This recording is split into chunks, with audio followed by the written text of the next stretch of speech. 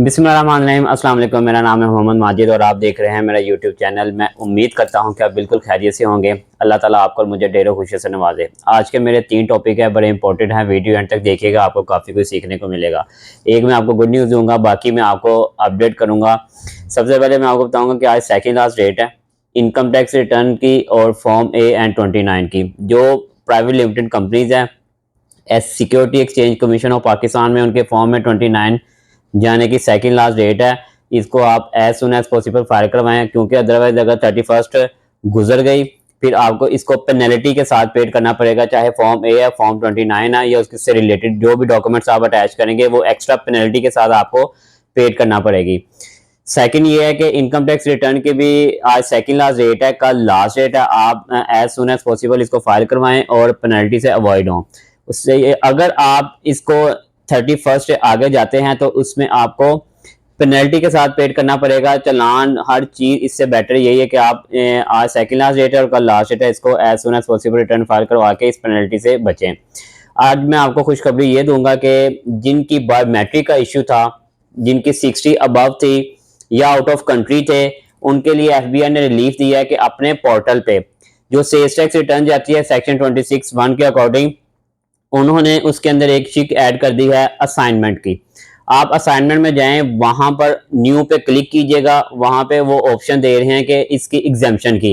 Exemption कैसे है कि फॉर एग्जांपल जो 60 अबव हैं या जिनकी बायोमेट्रिक करवाने जाते हैं ई सहूलत पे, तो वो वहां पे शो नहीं होता। वो आप अपने न्यू पे क्लिक करेंगे असाइनमेंट में जाकर, तो वो आप वहां पर रीजन लिखेंगे। रीजन लिख के साथ अटैचमेंट की भी एक ऑप्शन है कि आपने जो रीजन लिखी है कि वो वाकई हकीकत है, ठीक है, वो आपने उसकी एक प्रूफ साथ लगाना है अटैचमेंट में जाके, जिससे उनको ये कंफर्म होगा कि ये इनको इशू आ रहा है। क्योंकि बहुत से क्लाइंट है मेरे और बहुत से लोग हैं जिनकी 60 प्लस हो गई हुई है, उनकी जब बायोमेट्रिक करवाने जाते हैं तो वो नो रिकॉर्ड फाउंड आता है। फिर वो नादरा पे जाते थे, नादरा में भी यही इशू आता है, आईडी कार्ड तो उनका ताहयात का बना हुआ है, बट फिर भी जब ई सहूलत के पास जाते थे कि उनमें बायोमेट्रिक करवाने में काफी प्रॉब्लम आ रही थी, तो जगह जगह पे वो जा रहे थे, कभी किसी फ्रेंचाइज पे कभी किसी फ्रेंचाइज पे, बट स्टिल वही इशू आ रहा था कि बायोमेट्रिक नहीं हो रही थी।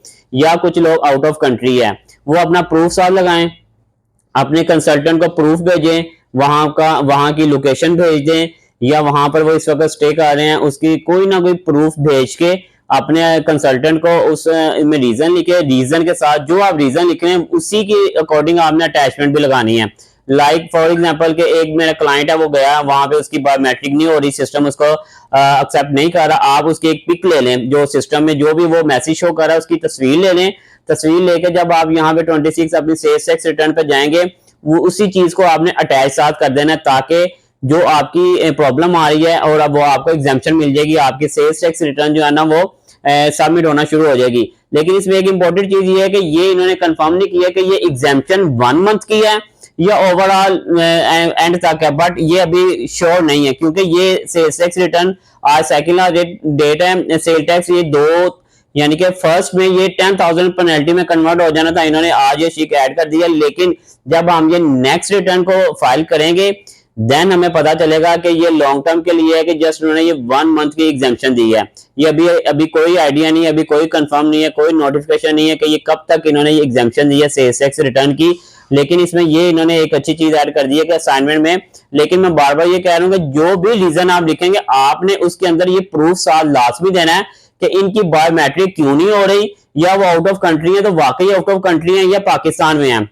वो आप जब साथ आप प्रूफ लगाएंगे, वो कमिश्नर को आपके रेलिवेंट जो कमिश्नर होगा जोन, उसमें वहां पर एप्लीकेशन चली जाएगी, उसका क्रॉस चेक भी किया जाएगा, क्रॉस वेरिफिकेशन भी की जाएगी कि वाकई इनका यही इशू आ रहा है। अगर आपने जोन में एप्लीकेशन लिखी हुई है, फॉर एग्जाम्पल जब आप वो असाइनमेंट में जाएंगे ना, वो आपने वही एप्लीकेशन जो सबमिटेड हुई है रेलिवेंट आरटीओ में, वही आप उस अटैचमेंट में अटैच कर दें और उनको बताएं कि हमें वो एप्लीकेशन तो में तो आपने सारा कुछ बयान किया ही होगा, बट वो आपने वहां पर टाइप भी करना है। जो असाइनमेंट में जाकर ना वहां पर वो आपने टाइप भी करना है, टाइप करके वही चीज ऐड कर दीजिएगा, ताकि वो जब क्रॉस वेरीफाई करेगा उनको कंफर्म हो कि वाकई इनकी एप्लीकेशन आई हुई थी और उनको ये इशू आ रहा था, जिससे ये फिर आपकी रिटर्न सबमिट हो जाएगी।